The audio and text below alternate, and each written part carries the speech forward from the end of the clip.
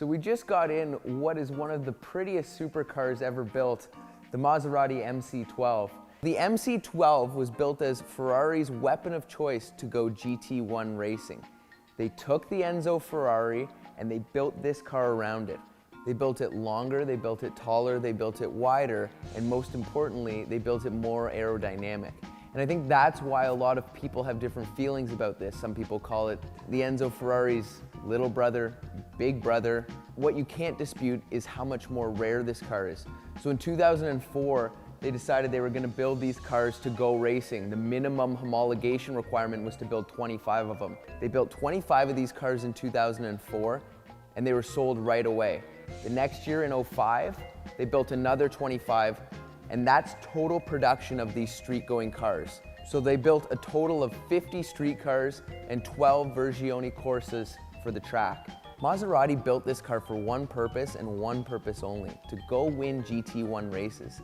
The Maserati MC12 would break Maserati's 37-year hiatus from racing. So they knew they were going to use the Enzo Ferrari monocoque chassis, suspension, transmission, and engine. But they knew they were going to change the body around. So they went straight to the wind tunnel and they worked on giving this body a whole ton of downforce. When you come back here and you look at the rear wing, this thing is 2 meters wide, sticking out past the body. Just the sheer size of this car is impressive. You look at the rear end here, the thing was definitely designed to keep the air on the car, to give it good downforce. You look at the sides, I mean, perfectly flat back here to give the car great side force.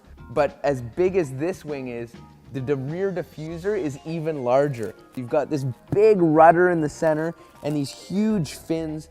I mean, man, driving this car on the street would make you nervous to knock one of these things off. So there really were very few options with these cars. All but one came in this Bianco Fuji color, a black on black Maserati MC12 for Michael Schumacher. But the reason all these cars came in this color combo was to pay homage to the 1960s Maserati bird cages. I think really the only options on these cars were this banner that's on this car, and then the covered or non-covered headlights, these headlights obviously being non-covered. So stepping into the cockpit here, it's almost identical to getting into a Ferrari Enzo. The interior really looks the same, the seat feels the same, except you notice you have a lot more headroom because this car's got the targa top. It's the exact same windshield as the Enzo Ferrari, but you notice there's no rear view mirror. You look back here, you can see visibly the roll bar, and then it's just completely walled off. No window, no excuses. That's the engine compartment back there. You should be looking forward if you're driving this car. Just like the Enzo, you've got the front end axle lift, and then you've got the race mode, and what's standard is the sport mode.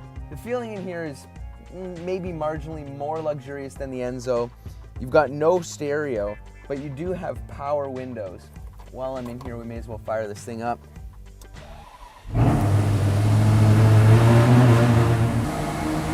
Frankly, the car sounds a little bit quieter than the Enzo.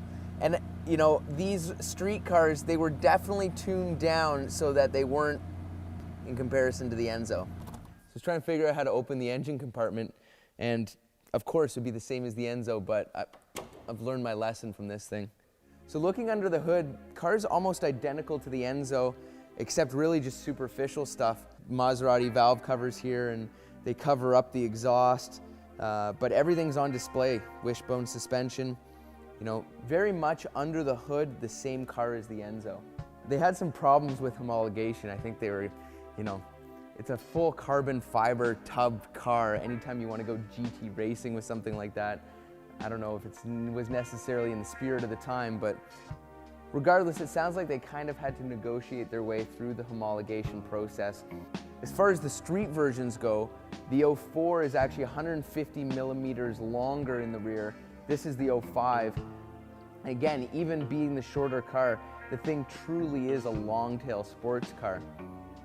So looking at the wheels on these things, big 19-inch wheels. You've got the big 6-piston calipers, the Brembo brakes, but you don't have the carbon ceramic rotors that the Enzo has. A neat little thing on these cars, if you'll notice, the single lug in the center, they're blue on the right side and they're red on the left side of the car. So in 04, they were ready to go racing. They took the car to Imola to compete in the FIA GT Championship. They had a good outing. They finished second and third, but they weren't allowed to score points because of homologation issues. This car was really aggressive for the GT class, but they got that all cleared up. They started the season in 05 and they dominated. The two teams came in first and second. They won the Manufacturers' Championship. So as far as racing goes, it was a spectacular career for the MC12. They really did what they set out to do. They competed in 94 races, winning 40 of them, an astounding ratio. They won 16 titles, they won 6 Drivers' Championships, and 2 Manufacturers' Championships. Doing all of this in the FIA GT class, they actually won the inaugural 2010 FIA World Championship. But what would have been the icing on the cake, in my opinion, was taking this car to Le Mans and winning Le Mans. They never quite got there. They were able to finagle their way into the ALMS series, but again, because of homologation issues, they weren't allowed to score points. You know, the car was too wide, too long, issues with the nose, and they just weren't going to be able to revamp the whole thing to fully meet homologation standards to the point where everyone was happy and they'd allow them to score points. I'm not going to get to drive this thing today, but my dad did on the Dream Car Garage show back when this thing was a new supercar. This car is a sculpture and a piece of art. Now, of course, if you're going to borrow parts from an Enzo, why not borrow the drivetrain? And that's exactly what they did here. They've got a 6-liter, 4-valve dry sump that makes well over 620 horsepower, has a 6-speed semi-automatic gearbox, which pulls this thing just like a missile. From 0 to 60, 3.8 seconds. 0 to 125 in under 10 seconds. And of course, a top speed of over 205 miles an hour. I don't think we're going to find that here. As far as brakes go, exact same as the Enzo. You got 6 piston calipers in the front, 4 piston in the back. You've got giant 13-inch wide wheels in the back, 9-inch in the front, and of course the Pirelli P0 courses are all around this car. I'll tell you, the best part of this car is the kick in the pants you get from 5,500 to 7,000 RPM. It's just like it throws you back unbelievably hard. Okay, so what's the downside to this car? It doesn't have a radio. But then again, who wants one?